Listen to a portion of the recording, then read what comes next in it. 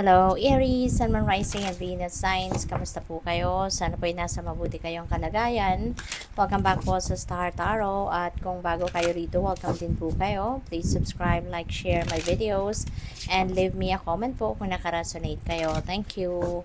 So, this reading po is timeless, and this is, may or may not resonate, in 72 hours, from the time na mapanood po ninyo ito. Thank you.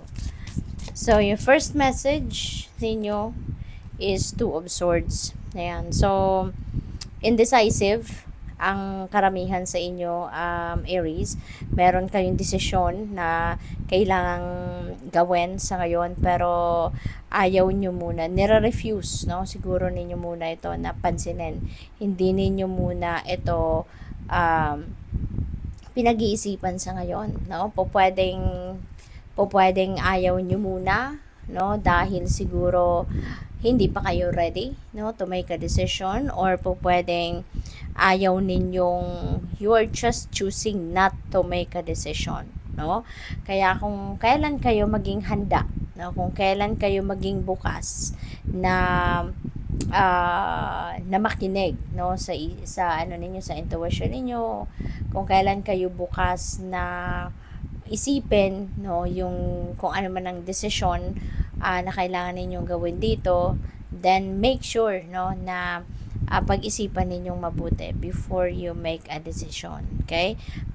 Kasi naririnig ko dito, parang siguro marami kayong information na hawak, marami na kayong information na narinig, marami na kayong detalye, kaya siguro na-overwhelm kayo, kaya ngayon parang mas lalong ayaw nyo munang isipin ito, kasi baka, alam mo yun, sa dami ng impormasyon na narinig nyo na, mas lalo siguro kayong nalito, mas lalo kayo na overwhelm, kaya ayaw nyo na muna, naisipin ito. So what else? We have King of Cups.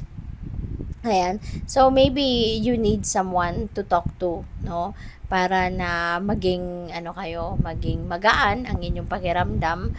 Pwede na makakatulong sa iyo if you are going to speak to someone na pwedeng makapag-advise sa iyo, This could be someone, Cancer, Scorpio, Pisces, na pwede ninyong lapitan, at baka ito yung sa tingin ninyo ang makakatulong sa iyo, na malinawan din ang inyong isipan regarding kung ano man ito, So baka ngayon kino-consider ninyong lumapit, sa isang tao para na aram na yun, may mahingahan kayo, meron kayong mapag-vent outan, kumbaga, ng kung ano mang sitwasyon ito na pinagdadaanan ninyo, So what else?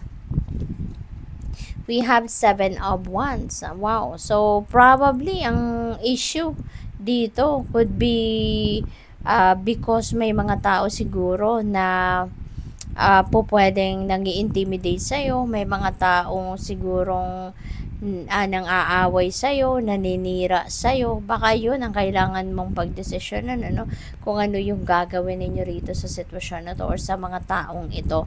So maybe maghihingi talaga kayo ng advice dito to someone na medyo medyo meron ng marami ng experiences ito sa buhay niya, yung taong ito, and maybe that is where, or that is whom you are going to consult, kapag kapag may oras na, para dito, para pansinin na ninyo yung sitwasyon na ito.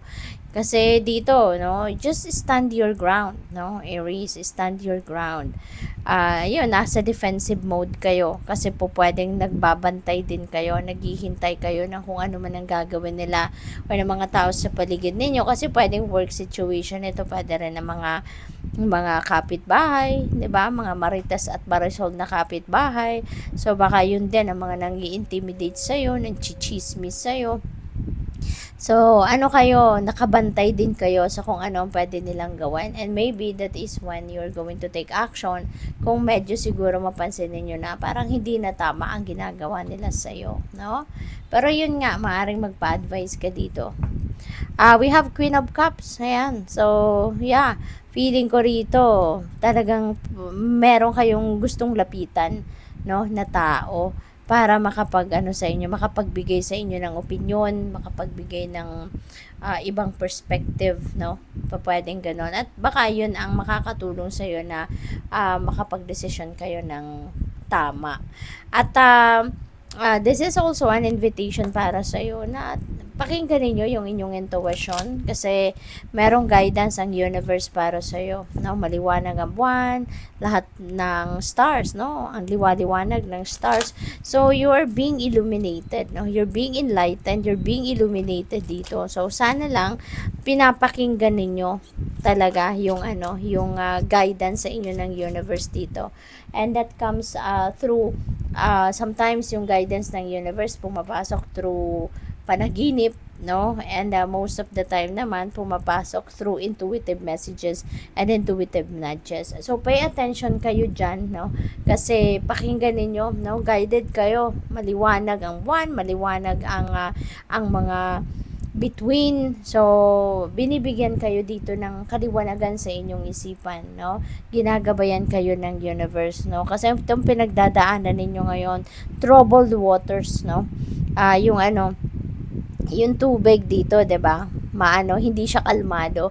Kaya maaari talaga na meron kayong mga problema sa ngayon, no? At maaring ito nga may mga taong nang-aaway sa iyo, may mga taong nang-intimidate sa iyo, may mga taong naninira sa iyo, yung mga ganon. Kaya iniilawan ng universe ang path para sa inyo kung saan kayo dapat pumunta, anong dapat ninyong gawin, no?